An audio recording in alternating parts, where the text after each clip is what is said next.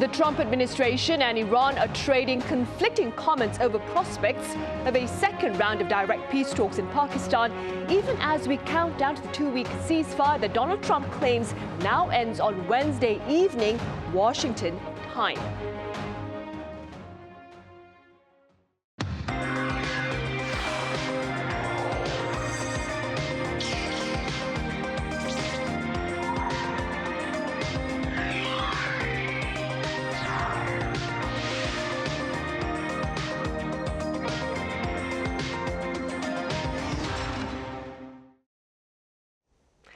Hello and welcome to Press Perspective for this Tuesday, April 21st here in Seoul. I'm Min Sunhee.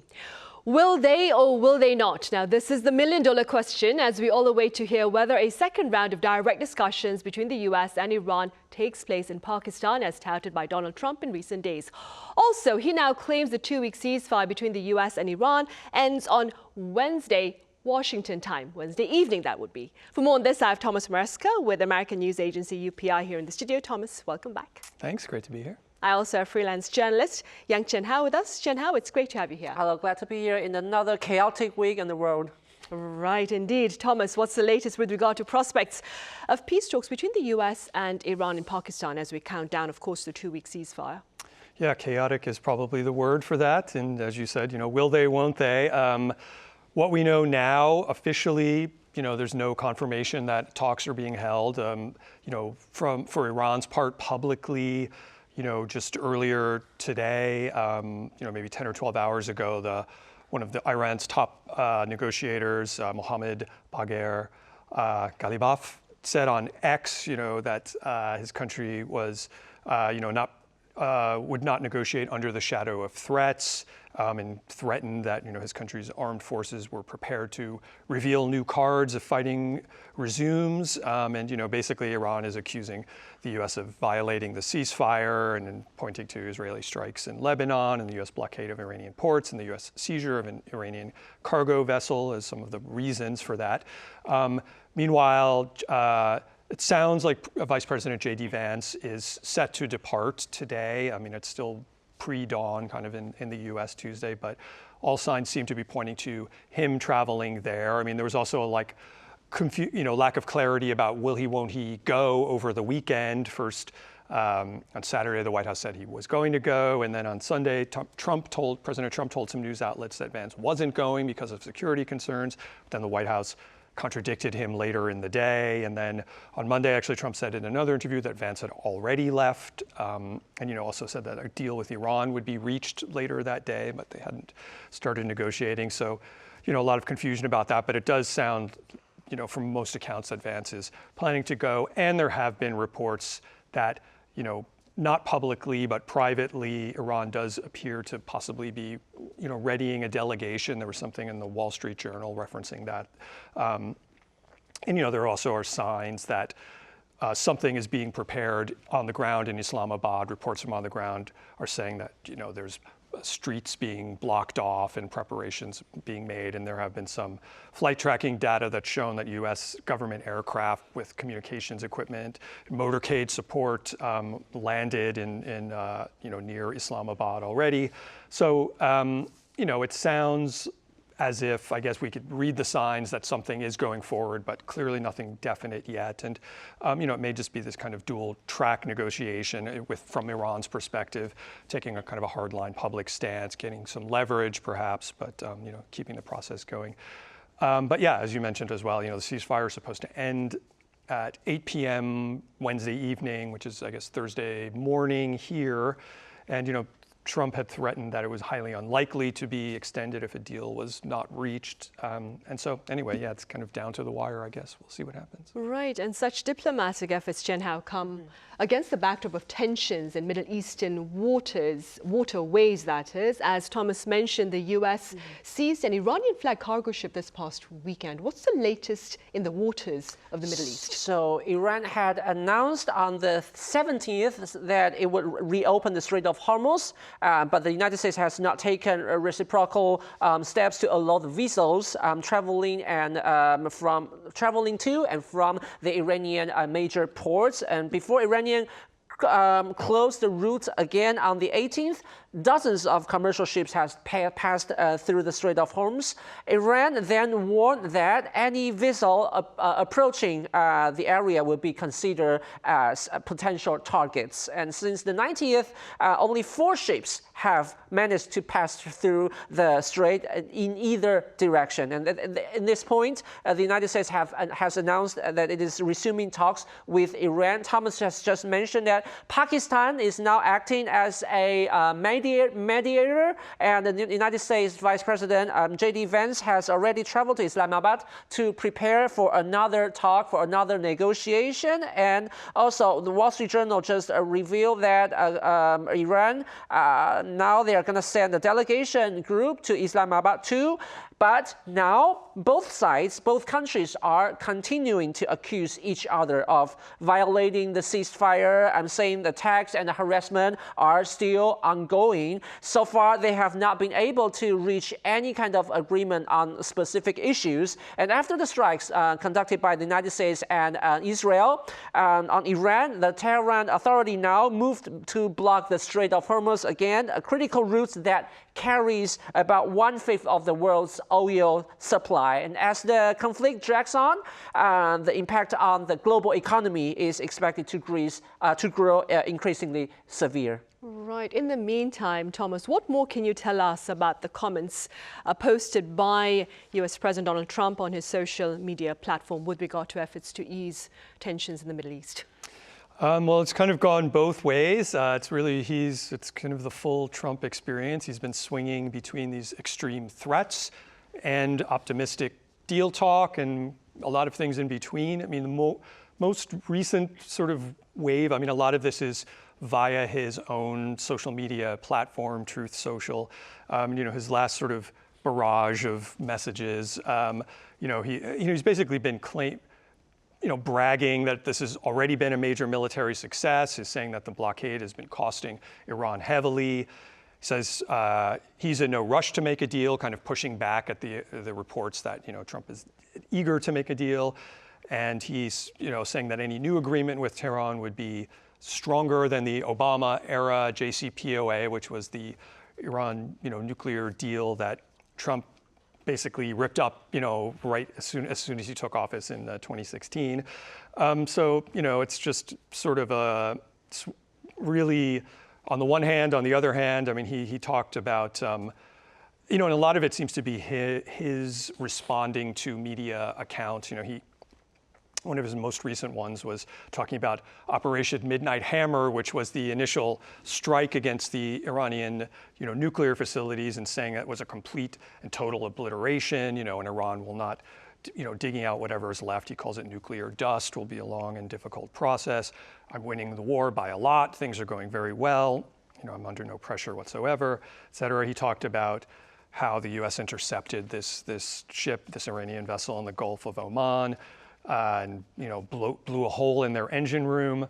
And at the same time, he was talking about mentioning that his representatives are on the way. There'll be negotiations. Expecting a great deal. Again, he talked about Iran violating the ceasefire agreement, and basically went back to his threats of this bigger assault on Iran as a country a couple of days ago, saying we're offering a very reasonable deal. I hope they take it. If they don't, the United States is going to knock out every single power plant and every single bridge in Iran. And then in all caps, no more Mr. Nice Guy. So it's kind of the full range of the experience of kind of this entire war.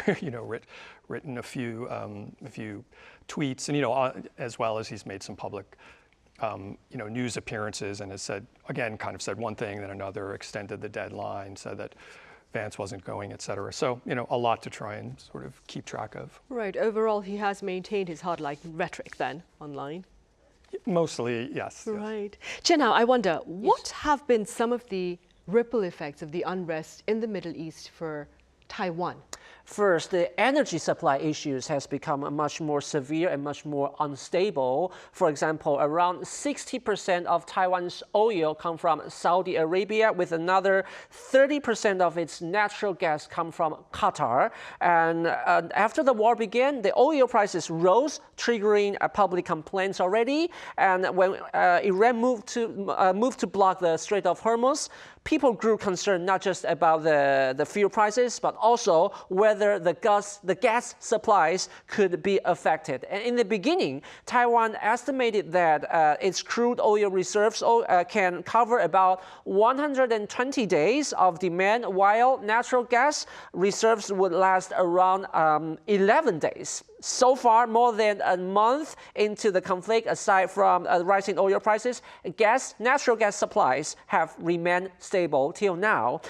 This is a good thing. But about 2 weeks ago, when I was still in Taiwan, many shop owners have told me that they couldn't even source the plastic bags, possibly due to hoarding and price gouging. And we've seen the similar issues happening in South Korea as well, where the media reports in late March and early April say that the warning of the garbage bag shortages here. And in both cases, the country's governments step in to monitor the situation and stabilize the supply, finally. While energy security doesn't just affect Taiwan domestically, it has global implications, because everybody knows that Taiwan produces a large share of the world's semiconductors used in computers, used in cell phones and AI devices. Recently, TSMC alone itself now holds nearly 70%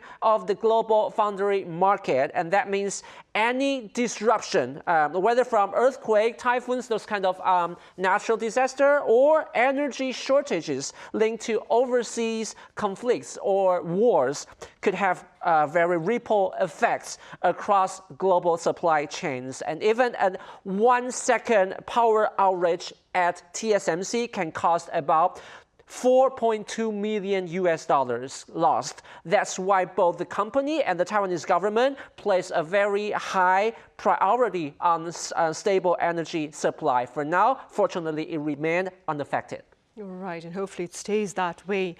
Thomas, what about in the U.S.? What have been some of the domestic repercussions of the U.S. military operation against Iran for people in the U.S.?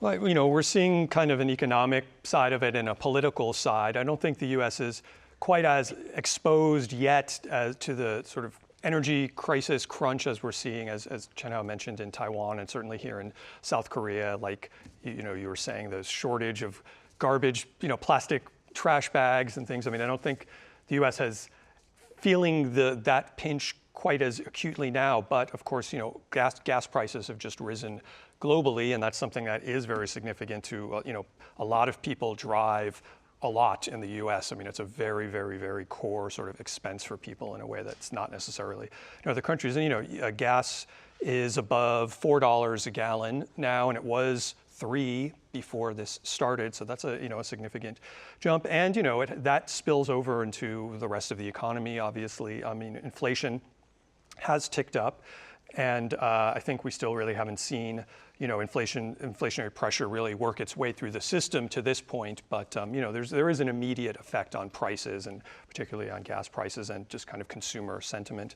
And economically, that very much translates into just deep dissatisfaction with this war. It's affecting Trump in the polls. I mean, he was already sort of not in a great spot, just in opinion polls, but there's a bunch of different ones. One recent one, the latest NBC News poll, has him overall at 37% approval, and which is the lowest of his second term so far, and 2/3 disapprove of his handling of the economy and the war itself, and they're certainly connected. And as far as the war's impact, just even on his base, we're seeing a kind of a splintering of some of his core supporters. I mean, he still has great support among Republicans in general, and certainly among this kind of MAGA hardcore base.